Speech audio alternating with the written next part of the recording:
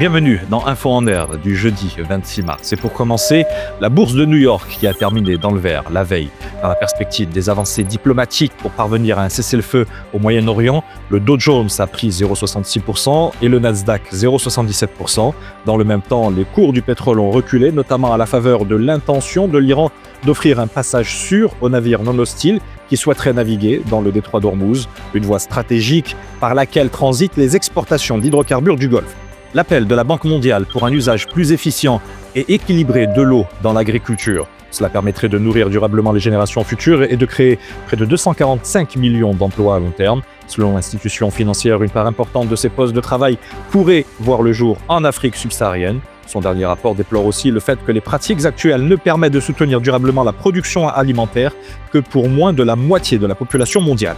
La ministre chargée de la transition numérique fait la promotion de la stratégie du Maroc, positionnant le digital et l'intelligence artificielle comme un pilier de souveraineté.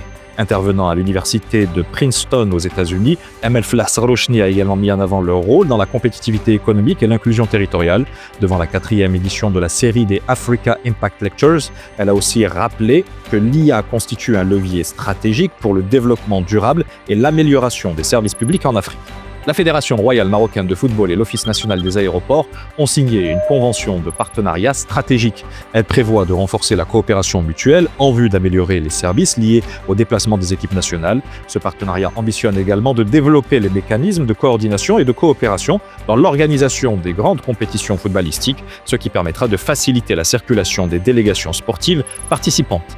Meta, la maison mère d'Instagram, et Google, celle de YouTube, reconnus responsables de la dépression d'une jeune Californienne en raison de leur caractère addictif. Les juges ont accordé à la plaignante souffrant de troubles de santé mentale quelques 6 millions de dollars de dédommagement. Les deux plateformes ont immédiatement annoncé leur intention de faire appel du verdict à Los Angeles. Cette décision crée un précédent historique pour des milliers de litiges similaires aux États-Unis.